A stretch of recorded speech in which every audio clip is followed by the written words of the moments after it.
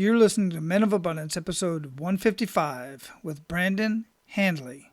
And this is Fatherhood for the rest of us.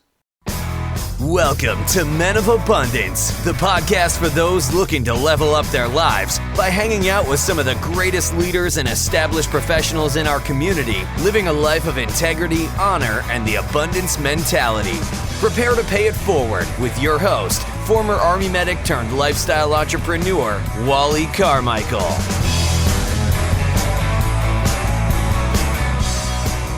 What's up, Men of Abundance? I am Wally Carmichael, your founder and host of the Men of Abundance podcast, the Pay It Forward community, and it is so amazing to be back. In episode 154, I mentioned that I was going to continue pushing through with all of the episodes that I have backed up for you to listen to throughout the holidays. But man, I got to tell you what, I got connected with my family. We went all over. We went to Florida. We went to Georgia. We went to Disneyland, Universal. We just had so much fun, and I was truly maximizing every single minute of my waking moments with my family, my boys, my wife. And man, I just had so much fun. I had so much connection, and I connected with so many other people. I just completely disconnected from everything else social media wise. I posted a few times on social media, but for the most part, it was 100% family oriented, and I don't regret 1 minute of it.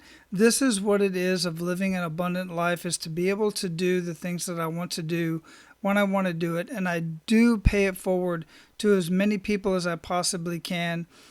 But when it comes to family and being able to spend maximum time with family and quality time, I don't take that lightly, and I take it very seriously, and I expect you to do the very same thing. Of course, we can't neglect the things that bring us income, and we cannot neglect the things that make our lifestyle possible. But the bottom line is this: none of it matters unless we have family. And that's what I really maximized during this holiday season. I'm really big around family all year long. But when it comes to the holiday season, I don't know, I'm just like a kid in a candy store. I'm like a kid at Christmas, literally. And we just had so much fun. I was exhausted at the end of the day. My boys were just wore out, and it was so good to see them just having so much fun and spending that time with them. And I hope you had the time with your family and are ready for an amazing 2018. I just cannot wait to reveal what I'm bringing out in 2018, and some of you are going to be huge beneficiaries of that. You and your family are going to be huge beneficiaries of what I have planned for you guys in 2018. So, needless to say, I have a lot of catching up to do. I'm going to be posting a lot of episodes. They're going to be random at first for the next couple of weeks, and then we're going to get back on track, and I'll be posting every Tuesday, Thursday, and Friday with the Pay It Forward Aloha Friday. So stand by, get ready for some amazing guests, and we're kicking it off right now with Brandon Handley with Fatherhood for the Rest of Us, and then appropriately we're moving right into Larry Hagner with the Good Dad Project. Both extremely amazing programs. I absolutely love what these guys have going on, and I'm looking forward to sharing both of them with you. Because guys, there's no doubt about it that dads are amazing. Many moms seem to really get it right from the start. They just have that natural instinct. That's how women are wired. Well, anyway, that's how my wife is wired. I'll speak for myself and my own personal experience. But us men, we are just a constant work in progress. So when I found Brandon Handley and his podcast, Fatherhood for the Rest of Us, I felt I was home. Because like you, I'm a work in progress. Even after 3 boys, my oldest is 22, I have an 18-year-old and an 8-year-old. I'm still figuring it out. And we all have so much to learn, including Brandon, and he explains that in our conversation. And Fatherhood for the Rest of Us is a great place to continue our learning. So without further ado, I want to introduce you to Brandon and bring him right out and share our conversation with you. Now, Brandon Handley is a speaker, author, coach, and podcaster, but he didn't start that way. And we're going to get into that part of the conversation. He has 20 years of experience in the service industry. He was also an inside salesman for a Fortune 500 company. Currently, Brandon is a member of Toastmasters and records shows for his hit podcast, Fatherhood for the Rest of Us. His reason for speaking and podcasting is to help listeners learn how to live with purpose and intent. Brandon accomplishes this via coaching and relating his own transformational experiences. Brandon has been married to his wife, Megan Clark, for 7 years. They reside in Willow Spring, North Carolina, with their 2 sons, Finn and Liam, and a dog named Sophie. Men of Abundance, it is my pleasure to introduce you to Brandon Handley. Brandon, welcome to Men of Abundance, brother. How you doing? Man, I am fantastic, man. I'm super ecstatic to be here with you on Men of Abundance. I'm having quite an abundant day myself, and I'm just loving life, man. I'm good to hear that. Where are you having that abundant day at? Where are you at in the world? I am right outside of Raleigh, North Carolina, in a little place called Willow Spring. Some say there's an S on the end of that. Some say there's not, so it's Willow Spring or Willow Springs, depending on how you find us on the map. But that's where I'm at, brother. I get it, man. I've been around those parts many, many years ago. Me and some Army buddies were just reminiscing about Fort Bragg and the whole North Carolina experience, and not a terrible place, man. It's pretty beautiful out there. Yeah, blessed to be here. Yeah, absolutely. So as you know, you listen to the show, and we've been communicating for quite a while. You know, I like to start out my day and my podcast with an attitude of gratitude. What else do you have to be grateful for today, man?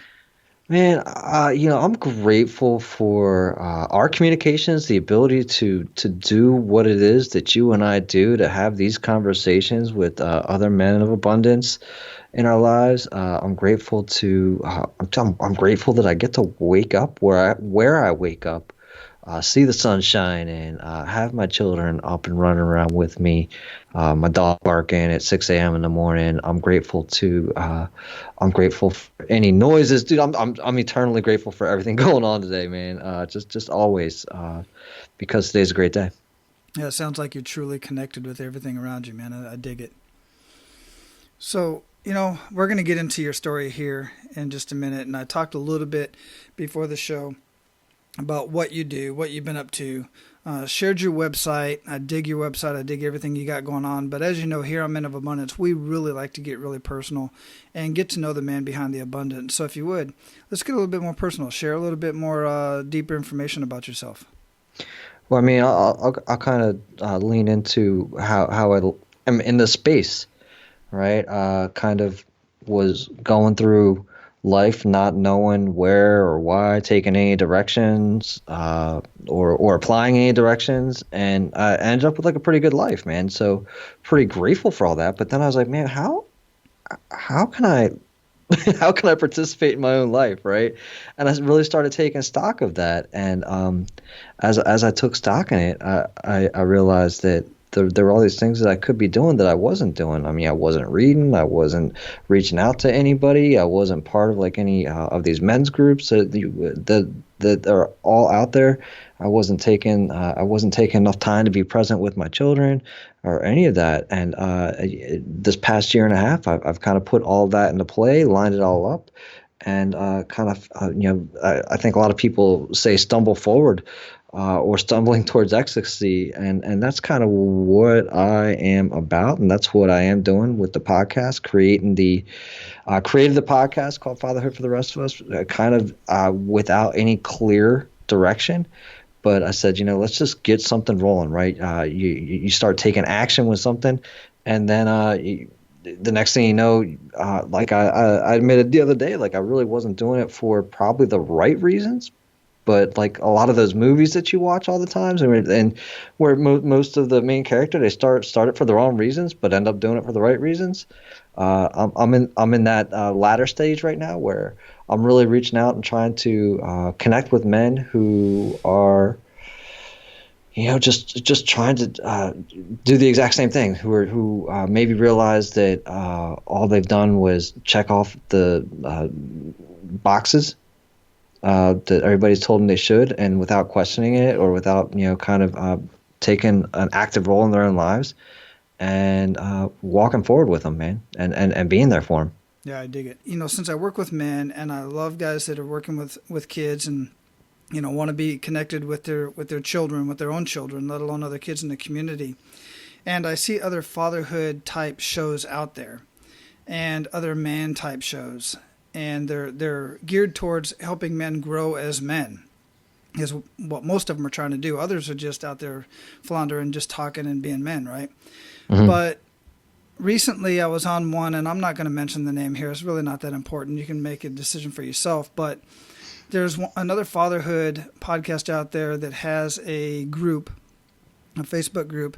And in that Facebook group, they're constantly posting, or I've seen a couple times anyway, posting women in the kitchen in underwear and stuff like this. And I'm here to tell you, there was a time in my life where I would welcome stuff like that into my life and into my view. I'd look for it. I was seeking it. It was just the environment that I grew up in, and the environment that I grew up in even as a young man. I had porn around the house and stuff like this. And guys, I'm here to tell you, man, personally, this is just coming from me, and I'd like to hear your take on it as well, Brandon, but that doesn't do anything for me. In fact, it's taking me the other direction, because I'm trying to teach my boys to respect women and to respect mom. And I want to respect mom. I want to respect my wife.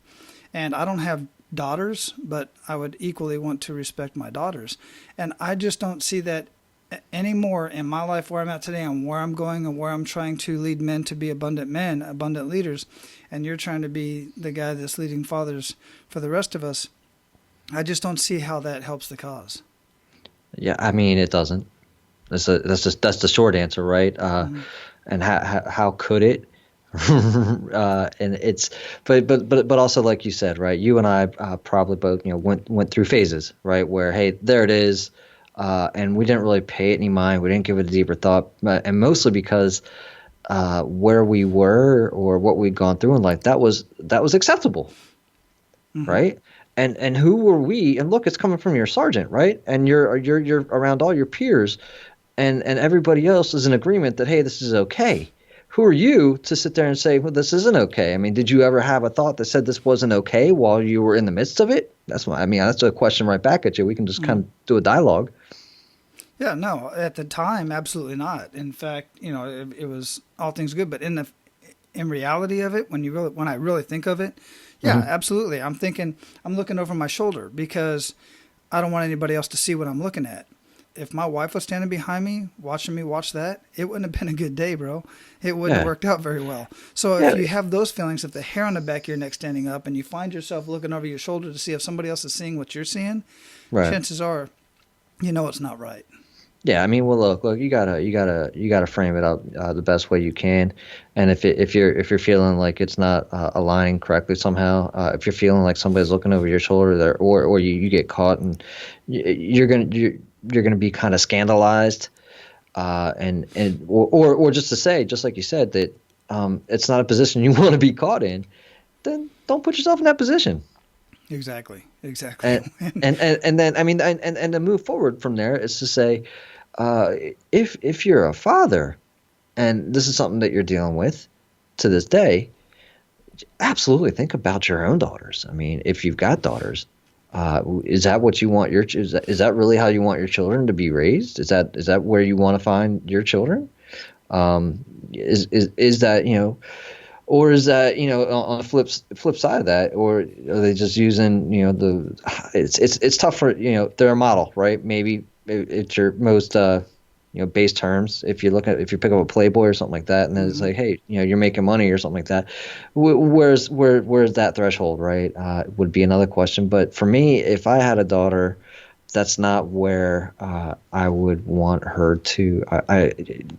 Physical, you got to get beyond physical. Yeah. Well, here's the thing. It's all about the mindset in which you're in when you're looking at this type of stuff, because I've been all over Europe and South and Central America. Europeans don't get caught up in the whole nudity thing. In fact, even this will blow your mind if you haven't been out there. Even in Egypt and Israel, they have beaches where women are nude on the beach and men are wearing banana hammocks. Right. I mean, they might as well be naked.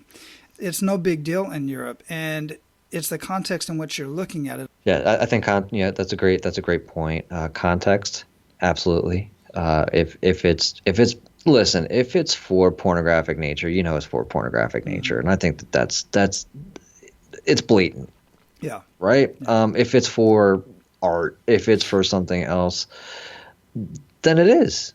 There's really kind of not. It's not to me. It's not a blurry line. In that sense. And again, yeah, I agree with you. Context, and but in my group, I don't want to see that there. I don't think that that's where fatherhood for the rest of us is focusing our time. I think it's a great conversation piece, though. Yeah, absolutely. And I appreciate you going down that rabbit hole with me, because it was just on my mind, especially when you brought up what we were talking about before the show.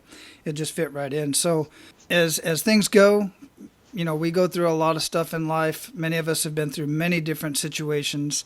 And here on Men of Abundance, I like to call it that kick in the gut moment that really kind of took you to your knees. And sometimes that kind of changes the trajectory of our life. And we start doing something either outward, meaning for other people, and we just change our lives, or we just have a whole different perspective on our lives. And sometimes that kick in the gut moment doesn't do that. But in either case, I would like for you to share that kick in the gut moment that really took you to your knees and make us feel that.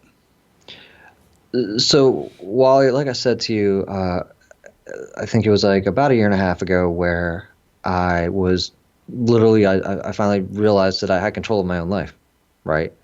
Where I finally said, I'm the one who makes the decisions and where I kind of want to go or where I put my efforts, and nobody else can do that for me. But the kick in the gut was kind of like a slow motion kick in the gut, because about a year and a half before that, I started feeling like this pent up angst, this realization that time was finite, this realization that I had something pressing on me, and I didn't know what it was. And I realized that time was finite. I couldn't focus. I didn't feel like I could focus on anything or do anything with enough intensity. I didn't feel like I was being enough of a person. And in that, I said, you know what I need is I need a silver bullet, Wally, is what I thought to myself. And I thought that the silver bullet was Adderall. I felt like I might have ADHD. So I start Googling, adult ADHD. I start looking at all these healthy lifestyle, one of the recommendations, most of the places, they're like, hey, here, you go through this, you develop a healthy lifestyle. And that's a big start to your cure of ADHD. And I was like, I'm not going to do that. I don't have the time. I don't want to, yada, yada, yada. I was like, I know who I am, and I'm not going to involve myself with that. So I started Googling. I started looking for, psychiatrists who can prescribe me some pills, right? And I Googled them. I found them. I found like pretty much all the answers to the questions that I felt like were going to be asked. And I went in and I asked them, I said, hey, man, I'm pretty sure I have ADHD. I'm pretty sure that I just need some Adderall to get my head straight, and that'll help me focus. Really, I filled out a questionnaire that had been like photocopied out of a book, right? Like you could see the bent page in the corner, and I was like, it was literally a joke. I felt like it was a joke because I filled out the questionnaire. He goes, yep. And he goes, all right, well, I'm going to prescribe you some Adderall and get you going on that. So I go through the first month. And I'm feeling a little bit more focused. I'm feeling something. I think we on our conversation we talked about sex, drugs, and rock and roll. So I also had an inkling of how this drug was also supposed to affect me, and whether or not I was going to feel it. Right. Mm-hmm. So the first month, I'm like, all right, I feel it, but not so much. No real adjustment. Go through the next month, and he ups the dosage.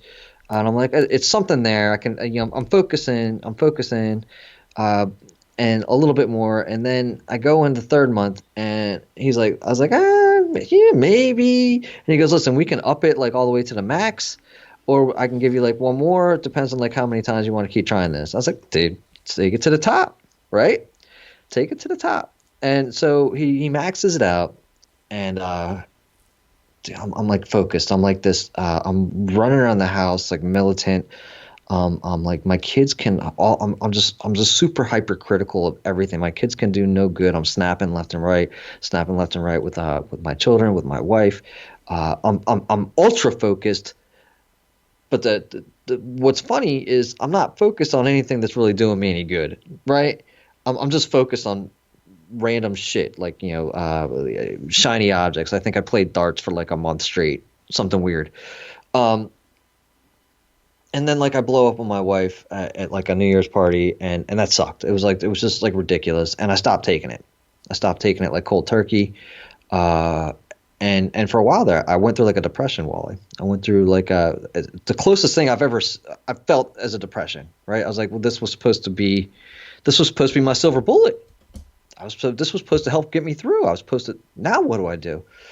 So I probably went through about 3 or 4 months of like just my own personal pity party, and then this is actually probably around when I started listening to podcasts, and I got a sales coach, and started going out networking and meeting people, and this is where I had the dawning that I had control of my own life. I started exercising, I started meditating, and like my whole life just gelled.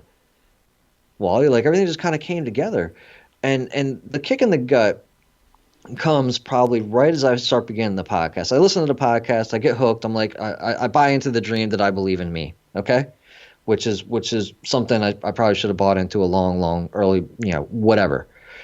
And I say, you know what, I believe in me. I believe in a message that I have to give, and I'm going to start with fatherhood because that's the only thing that makes enough sense to me to be in love with for the rest of my life. That's the only thing that to me is going to hold my attention for the next however long I intend to do this. And the kick in the gut comes from I'm sitting here doing the podcast, setting up interviews, going through everything. I'm feeling great. Life has been good. But then my oldest son walks in the room and he's like, "Hey, Dad, can we go go play or do something? Can you help me do this?" And I look over at him. He goes, I know, later because you're working on something." And that was the kick in the gut. I shut everything down, walked over with him and did whatever. Like I don't recall what it was that he asked to do, but that was the realization that perhaps if I had not gotten onto this path, have gotten, went through all that shit, started this podcast and done all that, then, that could have, very easily sent him into a different direction for the rest of our lives. But it didn't. And, that's kind of my kick in the gut where I realized that, he was more important than whatever the fuck it was that I was working on at that moment. Yeah, dude. I mean, I feel that because I've had that moment as well. And, your kids walking up to you and wanting to do something, and then you just kind of brush them off. But you got to take that moment. And he probably don't remember what the event was either, but just that he was with Dad. And that's the coolest thing ever, man. I dig it. So what was it specifically do you think about, you mentioned that the turning point kind of started when you got the coach and then you started exercising, getting more physically active. What was it about the coach specifically that you think may have been part of that whole process of the turning point? Well, the word is process, right? She had a process that we just kind of focused on these things, set goals, going through the vision boards, and kind of going through all those things. These were all things that I'd never really done before, Wally. I know that we get taught to do them and we're told to do them, kind of going through life, but a lot of us just don't. A lot of us don't write down our goals. We don't try to write them. We don't dare write down our goals because maybe we're afraid that if we write them down, somebody's going to come pick up a book and find out that we were writing about some shit that we never got around to. Right? Mm-hmm. We're going to get caught. We're going to expose ourselves. So these were some things that I'd never done, and writing down these goals, putting together a vision board, actually sharing them with somebody else, and having them encourage you to do those things that you want to do in your life. That was exciting, and that was a turning point. The exercising, I'd just never done it my entire adult life, really, and I realized that going in and getting that exercise and having those endorphins going was helping me burn off some of the energy that was keeping me from focusing because I had like all this pent up energy and I wasn't really doing anything with my body. I wasn't fat or anything like that. So I wasn't like misshapen, but I wasn't in my best shape.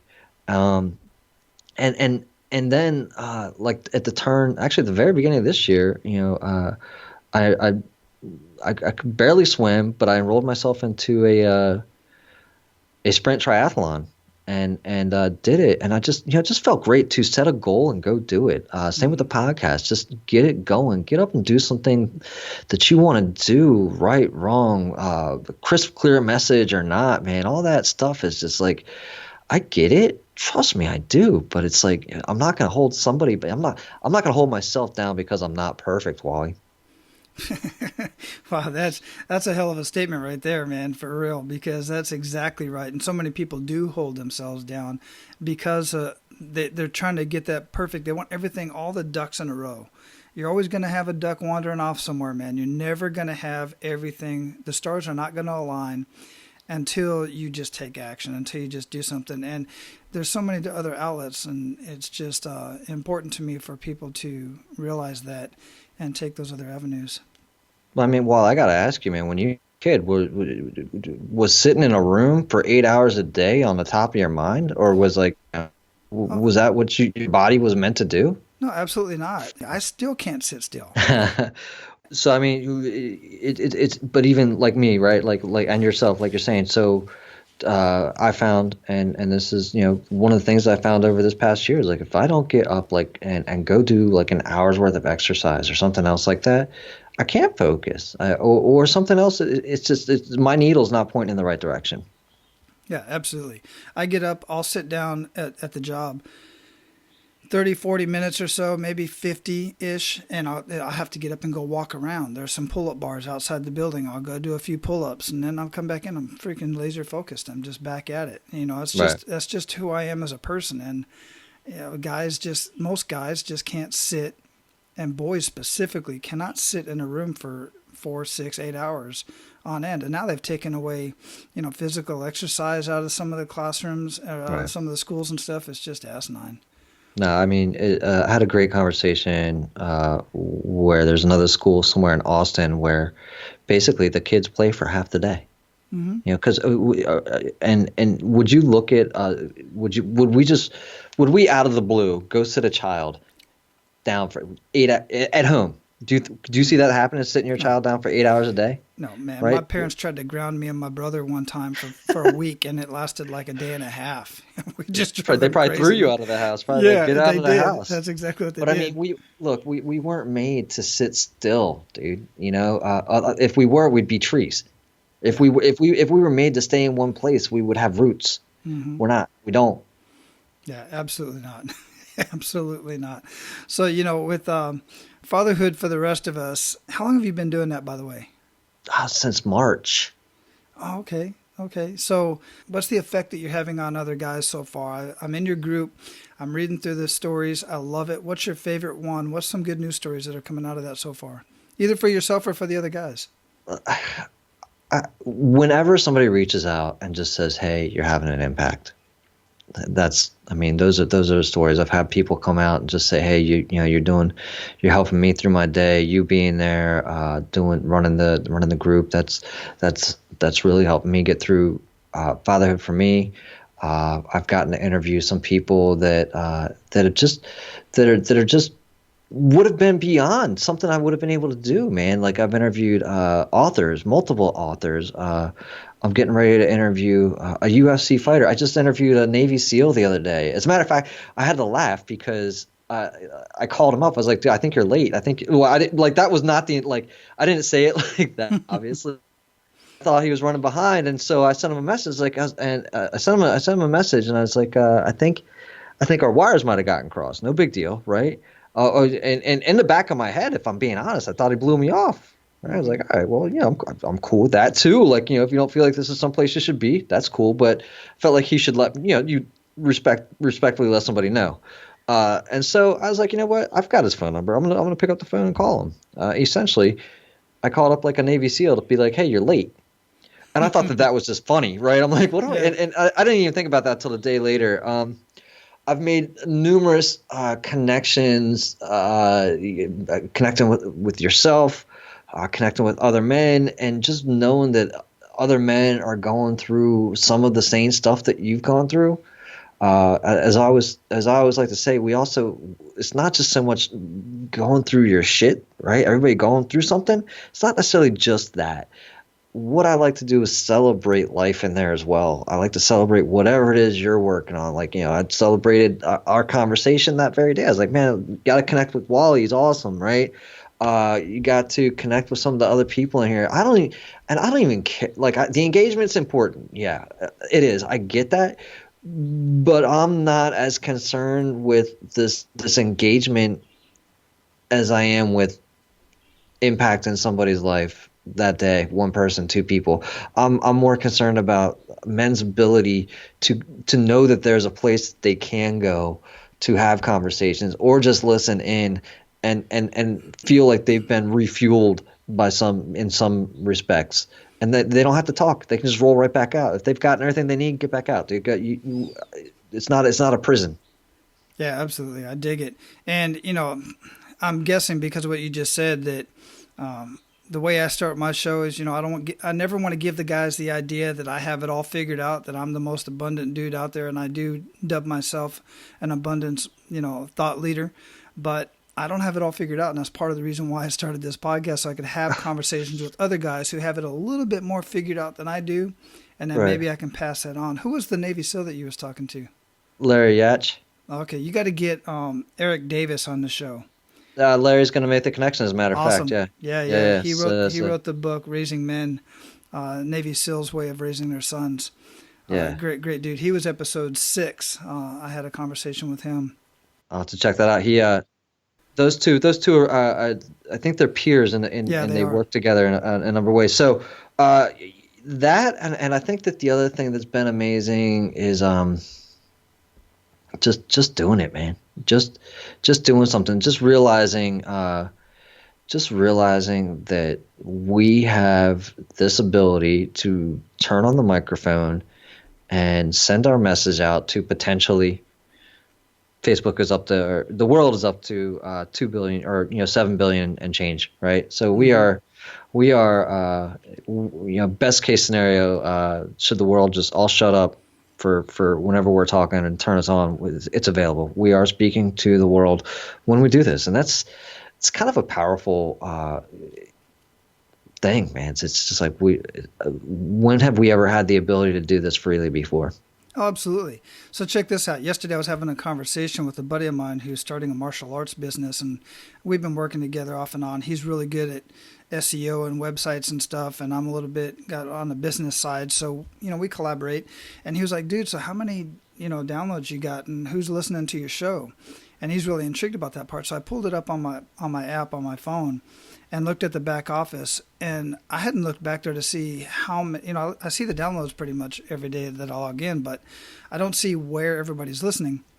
And I mean, there were 8 downloads in Pakistan and like several hundred downloads in Japan and Korea. I'm like, this is crazy that right now I think it was like 58 different countries.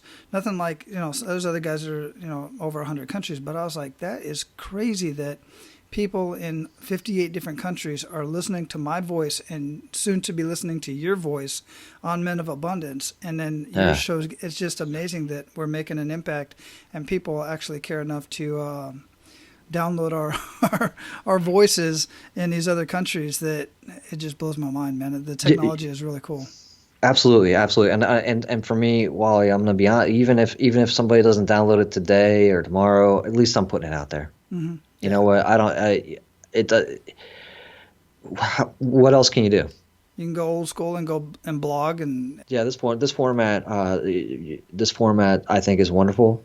The ability and then the conversations, the people, the people are amazing, right? Because we all have this passion for something. That's why we jump on here. yeah, absolutely. So Brandon, we're at the point in the show where we're going to pay it forward. You ready to do that, brother? Yeah, man. Great. So share with our abundant leaders 1 to 3 actionable steps that they can take today.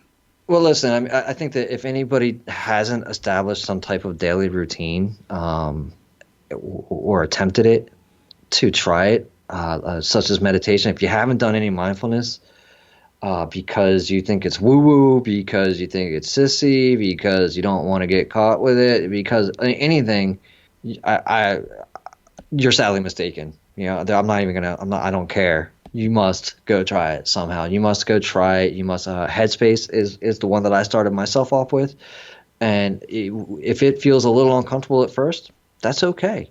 Keep going forward, man. You must implement some type of mindfulness, and it's not to it's at this point, I look at it as a treat, as an indulgence. That is my ice cream. That is my daily ice cream, dude. So if you're not doing any type of mindfulness, it doesn't have to be long either. You don't have to sit there and be like, all right, well, and you don't have to do it sitting cross-legged out in the sun, facing east or west or facing a mountain. Any of that shit. You just close your eyes, do something mindful. That is going to change your life. The exercising daily, do something to get yourself moving. Again, this is I was told to do it my entire life, and I said blah blah blah. I said no, I'm not going to do it. You must get yourself moving. Get yourself moving for yourself. If you've got children, get yourself moving so your children see you moving. Do it because you are being watched.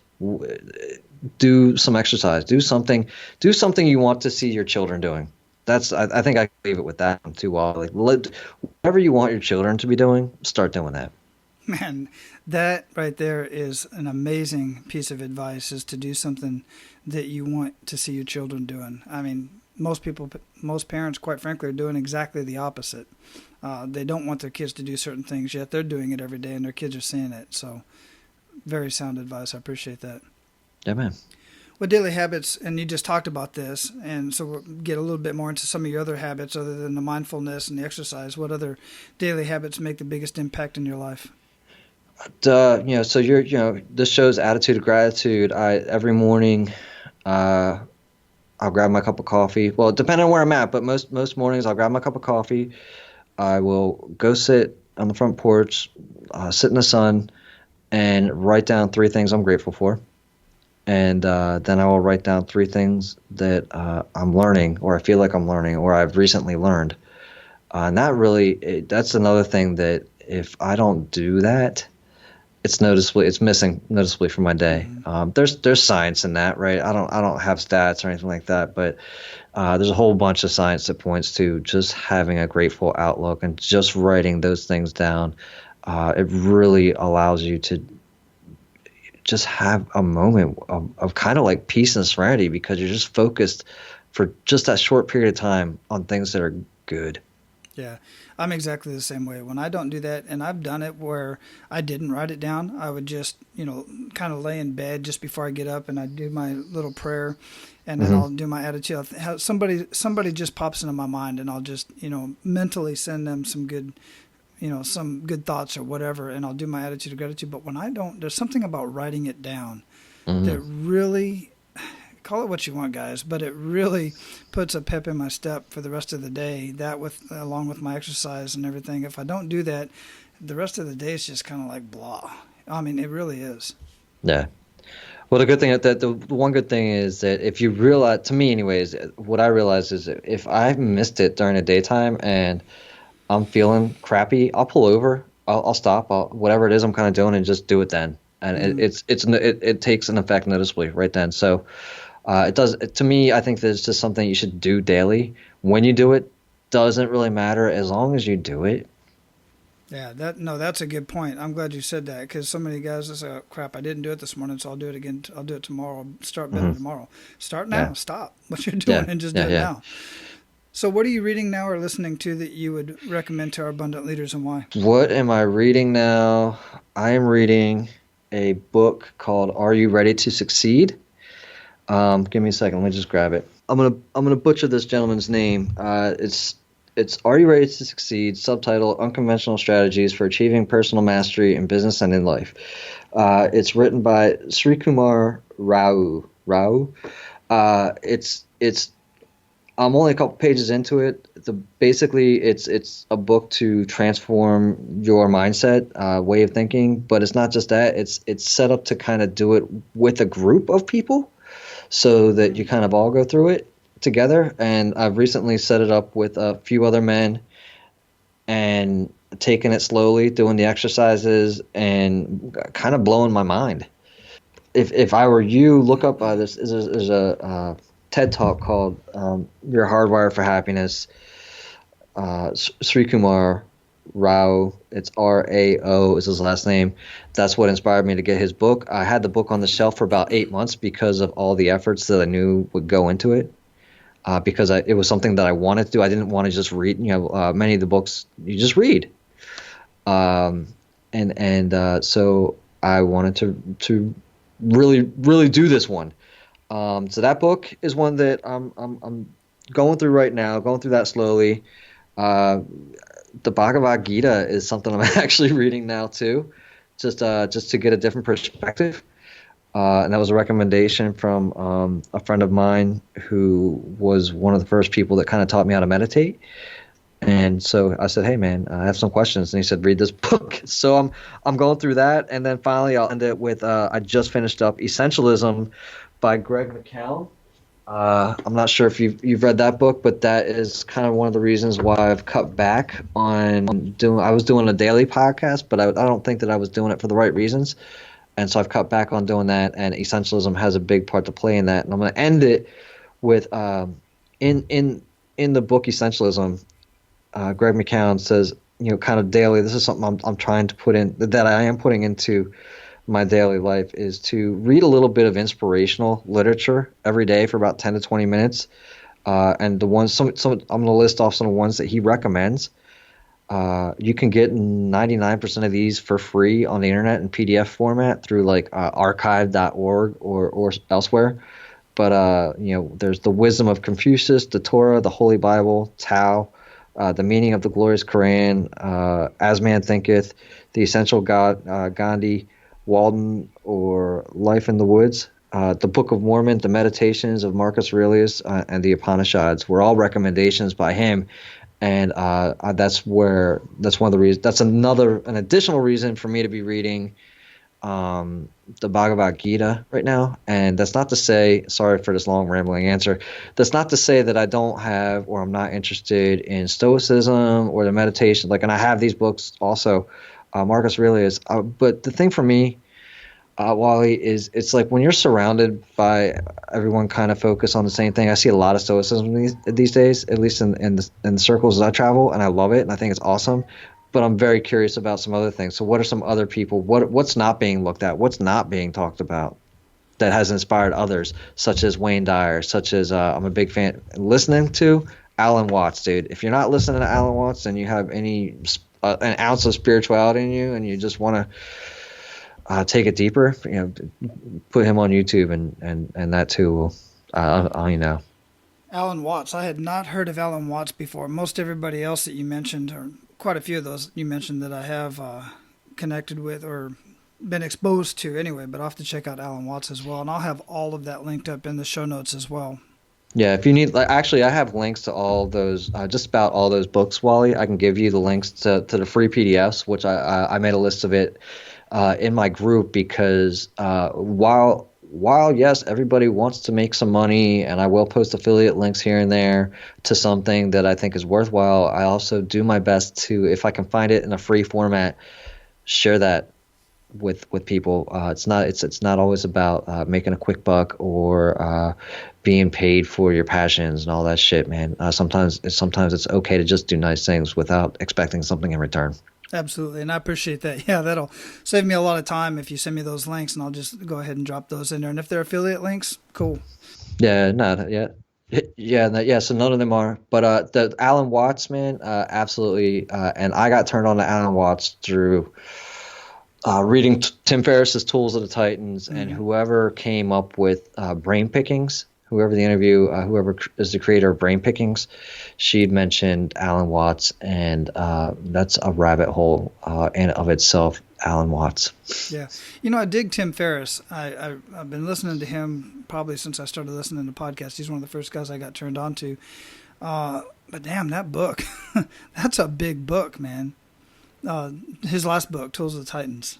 I put it on a speed reader app and I just chewed through it. And actually, that was difficult to do because I was stopping the app while I read it. Like there was so much information to take in. There were so many ideas that would Hmm. just that I had to stop and pause it. Uh, he started off as teaching speed reading. I'm not Yeah. sure if you're a fan of that, but like there's Hmm. a lot of apps out there these days that can kind of help you chew through some of those books faster if that's your thing. Well, that's funny you bring that up because I've always considered myself a slow reader. I don't say it out loud very often because, as Hmm. you know, you are what you say, basically. Hmm. But I am. I've always been a slow reader, especially when I read out loud. I like to read, and it depends on the subject matter, of course. You know, I'll just tear right through some stuff like super quick, and I do consume a lot of books on audio. Hmm. But that's a good point. I'll have to check that out because I do want to get into that book. But that book specifically, I thumbed through some of it when I was in a bookstore the other day, Hmm. and I've just got so many books around me that I haven't even gotten into yet that I'm just chopping at the bits to get to. I prefer physical books, especially books like that I Hmm. know has a lot of data, has a lot of lessons and stuff. I like to highlight, make notes in the book, all that kind of stuff. So I'll have to figure out how to get through them quicker. Yeah, no, it's tough, right? It's kind of like a pick your poison. When some of the books I prefer to read slowly, right? Hmm. So not every book is meant for me, anyways, to be in a speed reader app So, what do you feel holds most people back from living a life of true abundance? themselves. I mean, there's just their ability to see life abundantly. You can see it however you want, man, and that's your choice. And there's not always a willingness to do that. Some people are afraid that if they see it, that they're gonna have to believe that it's possible, and that could shatter everything they built their lives on. That's one of the top two answers that I get when I ask that question well over 130 times is number one is the four-letter word fear. Number two is themselves, which many times links back to fear. And themselves, exactly what you just said, means so many other things. And guys, that's why I'm here. That's why people like Brandon and myself are here because we want to help you get out of your own way. So many people, like Brandon brought up earlier, that's why I specifically asked the question, what did the coach do for you? Because so many guys are just afraid to, number one, admit that they know they want more, but they're afraid to admit that they may need some help to take that next step, to move up to that next level, to improve your foxhole, as I'm always saying, which I think you should always be doing no matter what in family, faith, finances, and fitness. I just really appreciate that answer, Brendan. No, Wally. I mean, I'll give you two more. Don't mind. First of all, it's hard to see the picture from within the frame, right? So, you're the picture, but you can't get an outside view, man. What do you what do you know 100% about yourself? Sometimes you don't know. Sometimes somebody coming in and giving you a fresh set of eyes and having those conversations with you and seeing you as you really are on a first impression, and they have the ability to say, man, I see you're amazing at XYZ.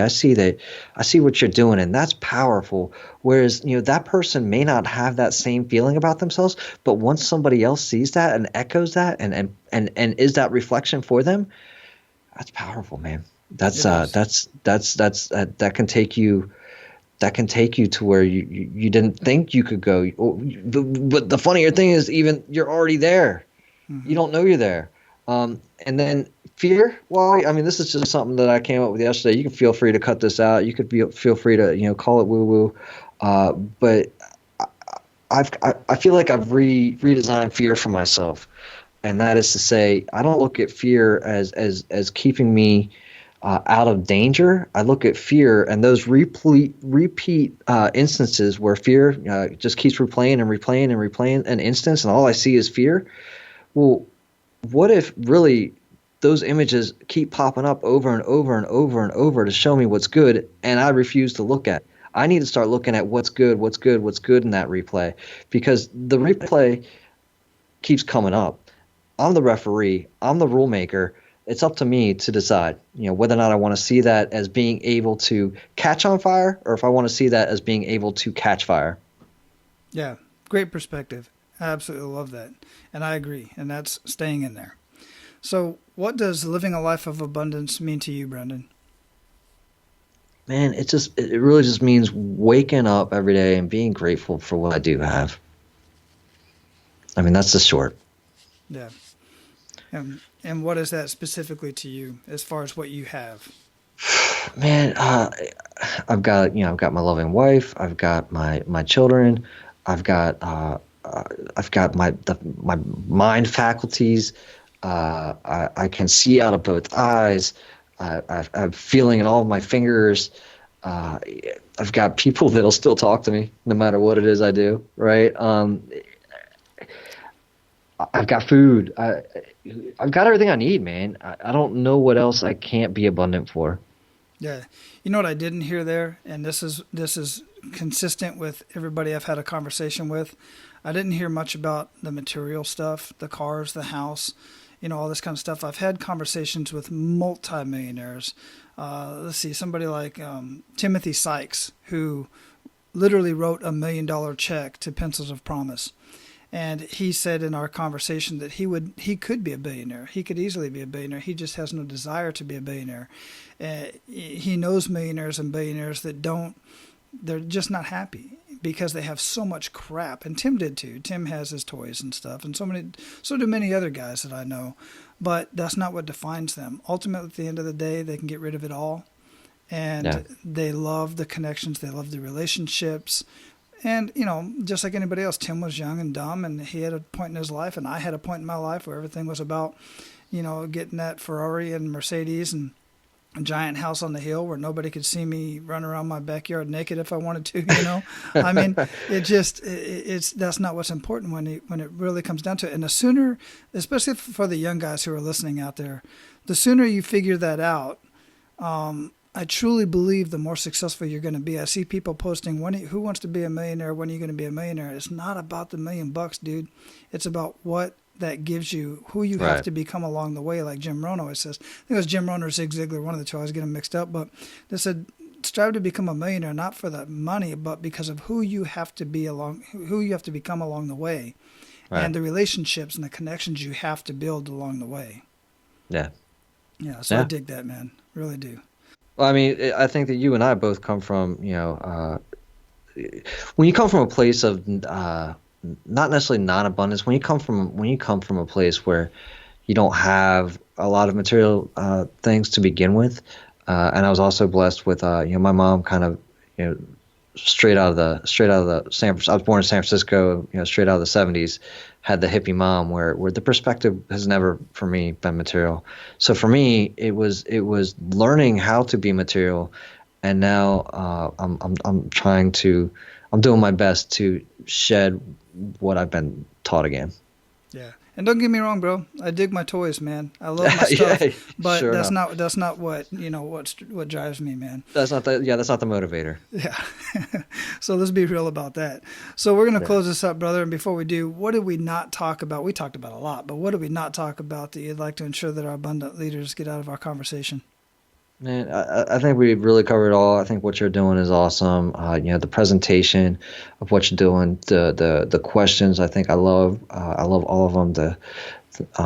Where your head's at and what you're doing for men, I think is amazing. So I don't think there's much else aside from telling people where they can get a hold of me. But that's about it.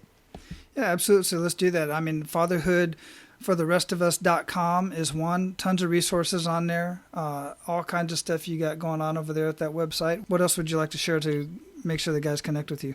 Just go to Facebook, connect with me, Brandon G. Handley. I'm on other places, but again, I'm cutting out like all those other places right now. So just really find me on Facebook and Fatherhood for the rest of us, and you can connect there. Yeah, taking advice from that essentialism, right? Yeah, man. I got no time, man. It's a mess. Yeah, you just got to put your time where it's most important and most valuable, and you're going to connect where guys are like you were at. So connect there. Got it. Totally get it. All right, brother. I appreciate your time, man. It's been a great conversation. I knew it would be, just like our other conversation for your show. So, brother, go out and do amazing things today, and go out and live your life of abundance. Absolutely. Well, thank you. Aloha. All right, guys. As Brandon mentioned, getting control of your life is extremely liberating. It's very empowering to actually have control of things that are going on in your life as much as you can have control as possible. And guys, you've heard me say it so many times before. None of us can do this alone. Not one of us can do this alone. We all need each other to improve upon ourselves and to improve upon our families. You've heard it before. It takes a village to raise a family. It takes a village to raise a child. It takes a village to raise you. And you're not done growing. You're far from done growing. I hope you're not done growing. If you think you're done growing, then you really need to listen much closer. Find somebody, find a group of men, find a group of people that you can relate with and connect with them and help each other grow.